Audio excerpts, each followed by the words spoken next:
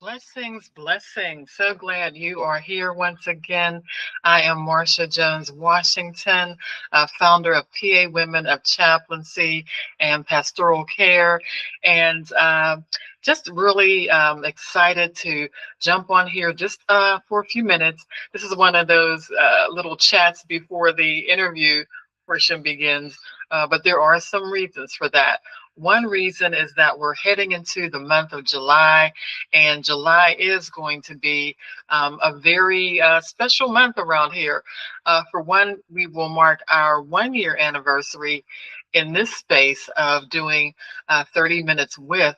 And yeah, it's we're coming upon a year, and I'm excited about that because I feel that there have been so many wonderful women that I've interviewed over the past year, and we have some really, really special guests, exciting guests that are coming up, who will be sharing the anniversary month with us, you could say, that I will be interviewing or have interviewed, but just waiting to put it up in July. But also July is a special month because it'll mark 4 years that PA Women of Chaplaincy and Pastoral Care has been in existence, where we have been meeting online, women who are in chaplaincy and other areas of ministry. So that too is just a wonderful blessing. But also July 1st, the registration begins for our 4th annual Women of Chaplaincy and Pastoral Care Conference.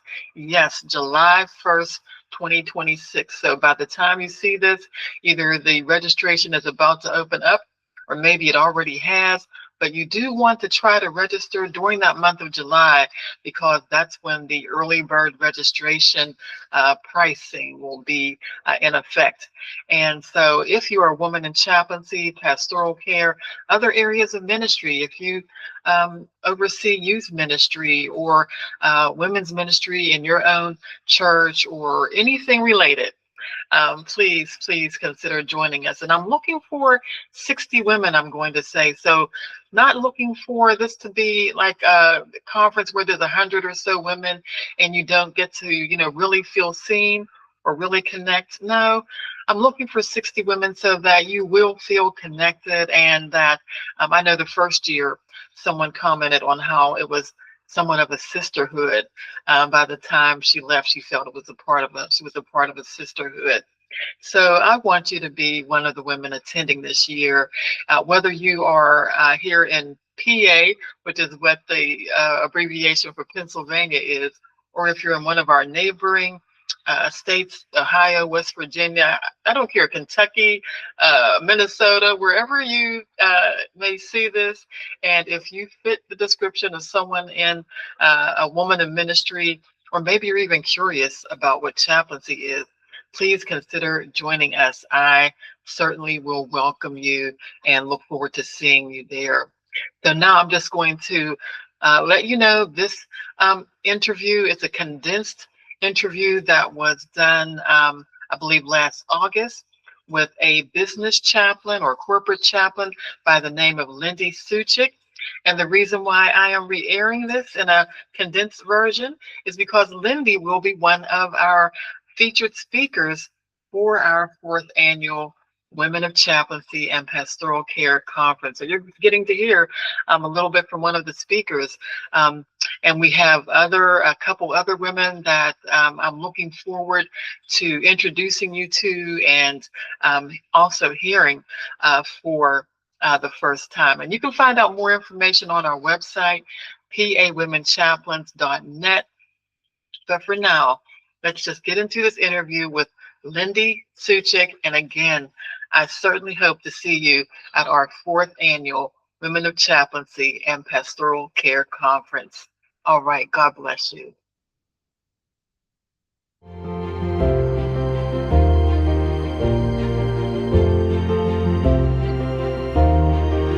Well, hello everyone, and welcome once again. Blessings to you. Welcome to 30 Minutes With. I am Marsha Jones Washington, the founder of PA Women of Chaplaincy and Pastoral Care. We just celebrated or completed our third year of this online networking ministry for women in chaplaincy, pastoral care, or related ministries. And so again, welcome. This is an extension of that ministry. And today I have another wonderful guest with me. And so we are now going to welcome Lindy Suchik. And that's who we're going to be spending the next 30 minutes with. Lindy, welcome. So glad you're here. Thank you. I'm thrilled to be here. Thank you for inviting me, Marsha. Sure. Yes. And Lindy, I wanted to invite you to be here because we connected. You're one of my LinkedIn connections. Yep. And I saw that you were a business chaplain. And I thought, well, I think I know a little bit about what that is. But, there may be others saying a business chaplain. What exactly is that? It seems kind of self-explanatory. I mean, that I suppose you provide spiritual care to businesses, but why don't you talk a little bit about that? Exactly. And it's a very fair question, because when I say, yes, I'm a business chaplain, so many people have said, I've never heard of that. And please know there are companies that offer this. I'm with a nonprofit called Turnabout 180. It's a .org. And the point is that we go into companies that choose to invest in their employees. And companies that offer this service have greater corporate culture, lower fewer people quitting and walking away. They have happier employees because they know the bosses are investing in them, which is wonderful. We can come during break time if they don't want to lose any work hours. But most of the companies, all of the companies where I work, they're like, if you need chaplain time, if you need to talk to her. And the nice thing about it is because we're trained in business as well as chaplaincy, we understand. So if you want to talk about, hey, I'm having these problems with management, with employees, with sales, we're prepared to talk to you about that. And sometimes, it's interesting. The employee can talk to their supervisor. Supervisors can talk to managers. Managers can talk to directors. The further you get up the chain, the fewer people you have to mentor you, to talk to you, and to have somebody who wants you to do your best and wants you to be in God's will. How does it get better than that? We're taught in James that when you are in God's will, good fortune will visit you. Yes. And you're touching upon something that I was going to ask about, because you said they want chaplains with a business background. And from you and I talking just a little bit, you had said you had a marketing background. And so, I was wondering too, people might want to know what even led you into chaplaincy. What is that connection there? It's a really good question. I get it often. And my story is kind of entertaining in that when I was 8 years old, I said to an older sister, I'm going to grow up to be a pastor. And she said, you can't. It was the 1960s, very end of the 60s, maybe early 70s. And she said, you can't. Girls can't be pastors. Well, we all know that older sisters know everything. So I took her words to heart and I went the business route. And I didn't realize until much later in life that I had missed the Lord's call on my life. But by then, very typically, I thought, well, I've made my bed. I'm going to lie in it. And praise the Lord, he allowed me to be very successful in the business world. I've been an entrepreneur. I've been a college professor. I made it to VP in the corporate world. All irrelevant. It doesn't matter. The point is, are you doing the Lord's work wherever you are? And you can be very successful in business and doing the Lord's work. And he did bless me abundantly. It was wonderful. But one day I received a phone call as I was working that time as a speaker, business speaker and Christian speaker. And it was funny because people would call me and they say, hey, we want you to give a business speech, but we're hiring you because we know you're going to be safe on stage. You're not going to say anything inappropriate. There's not going to be an inappropriate joke. So while I was being hired for business purposes, they wanted the Christian background. And so my name, I guess, was getting out locally. And one day my phone rang.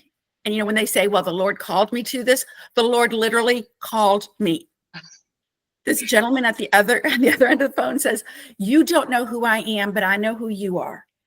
And we'd like you to be a chaplain.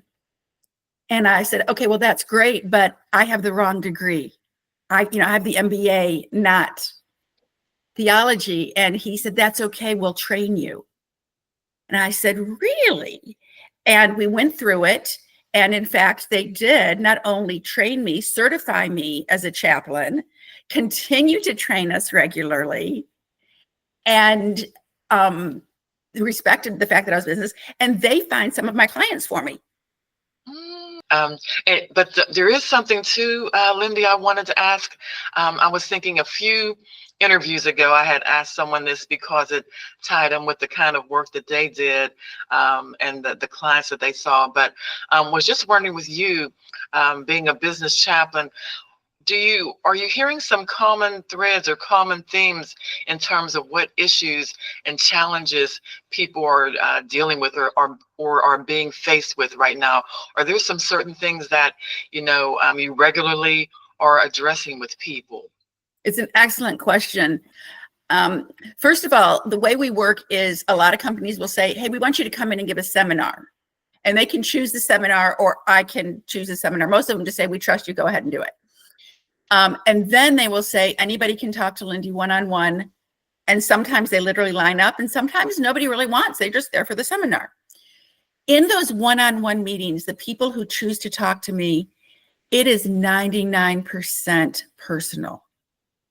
They're going through marital issues. That's a big one. I have gotten more people through divorces, walking through the divorce. Is this the right thing? Should you be doing this? I mean, there is a biblical reason for divorce. So, and that's just it. You have to remember that just because you have been through this bad time, others have been through it too, and they've come out stronger and able to serve the Lord in a whole new way. Isn't that wonderful?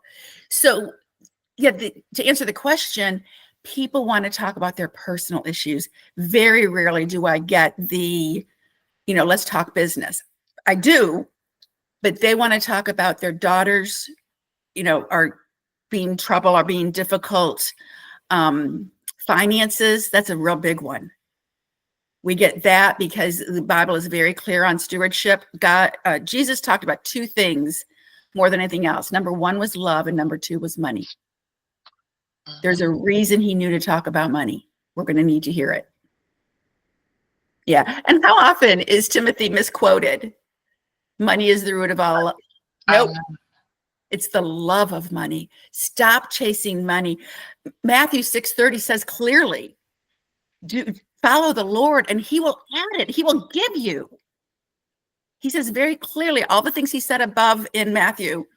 He says, just do these things. Seek ye first the kingdom of God and his righteousness, and all these things that he just listed, food, covering, will be added unto you. But we get upset, we get worried about the finances, about keeping up with others, about keeping our children happy. They have to have the birthday party that everybody else had. They have to have the newest, latest. I don't think my generation had that as much. I think I had 2 pair of breeches when I was growing up, and that was enough. We just didn't need that many clothes. How often today do we, even as adults, say, I have too much, I need to get rid of my clothes? Wouldn't life be simpler if we had fewer dishes in our cupboard? Mm. Well, you are definitely giving people some things to think about, Lindy. That's for sure. I'm a very interactive speaker. Mm. So I'm not going to get up and just talk down to you, talk at you for 40 minutes or 2 hours or however long I have. And so we were able to really pull out some of the challenges that this gentleman had in his sales meetings. And I said, well, this is what you can try. And he said, he says, you gave us like 10 things to try. I did numbers 1 and 2, and all my problems went away. Mm. God is that good that I was blessed to be the conduit that he spoke through me to give this guy. And this is not surprising. When work is better, home is better, marriage is better, children relationships are better, time management is better. It all works together. It's supposed to. This is one thing I like to say. You have a plan for your life. God has a plan for your life. Put them together. Mm. I love that. I love that, Lindy. Yes, yes. Wow. That is great. That is great. What's really fun, Marcia, is we have not talked enough that you've ever heard any of this before. This is all new to you. It is. Most of it. Yes, yes. And so the other thing, well, another thing about you that I came to discover is you have this YouTube channel and you do these short videos on 2 words, and I have come to really enjoy those. What led you to create that, or come up with that? I will tell you, I really believe I've never written a word in my life. I have several books out. I have never written. All I do is write down what God tells me to write down. And almost 3 years ago, he said, I want you to start doing 2-word sermons. But in the real world, you can't call them sermons. So we called them 2 words of advice. And sometimes there's just 2 words. And at this point, we've done over 150 of them. And they tend to be, 90 seconds to 2 minutes. And it's just, this is the very first one I think was talk less. 2 words of advice, talk less. 1, and I'll have a few things in there, like you can't be listening if you're talking, which means you can't be learning. If you talk less, you won't say something for which you'll have to apologize later. And so there was a little bit of support of why you should talk less. I'm not saying you should do it because I'm saying it. You should talk less because there are benefits in talking less. 2 ears and 1 mouth. We've all heard that, actually ad nauseum. People are tired of that line, but it still holds truth. Yes. And so there are times when the Lord will give me my 2 words and I'll have to flesh them out. And there are times he fleshes them out and I say, Lord, how do I put this in 2 words? Well, Lindy, this has really been another insightful talk, another insightful interview. And I just want to ask before you leave, I first just was going to explain that with this 30 minutes with, it's an extension, I've mentioned a few times, an extension of the online networking ministry of PA Women of Chaplaincy and Pastoral Care. And I wanted this to be an extension that would allow me to interview other women in chaplaincy or other types of ministry. And I also wanted it to be, a space where, a space where women might sit and watch and begin to consider, chaplaincy for themselves. And I wondered, do you have something that you might be able to share that would encourage women to perhaps consider chaplaincy as a vocation or something, a work that they might want to do? Absolutely. It doesn't have to be a vocation. You can serve without getting paid. Again, people notice. God is aware of it. So you should be doing it. I think there are 2 things that hold women back. First is our gender. We have been told we can't do it. We have been held back. It's true. I can't tell you. Somebody once said to me in Sunday school, they said, you should be a pastor. I said, I can't. And he said, I don't even believe in female pastors. You need to be a pastor. So even men who don't believe in it want women in this role. So we need to, if you are called, that people are like, well, I've never heard the Lord's voice. You have. It's that unsettled feeling that I just have this feeling that I'm supposed to. That's the Lord. That's the Holy Spirit nudging you, whether it's to pay it forward at Chick-fil-A, whether it's to help a child who fell because you don't see his mom around. But we're afraid to do that anymore. If the Lord is telling you do it, do it. He will pull you out of danger if there is any. The other thing is our age. The fact that I was called at 8 and missed it for so many years did not render me incapable of doing it. I just came into it much later. How many blessings would I have received, and might I have shared the Lord's love if I had obeyed earlier? But it's never too late.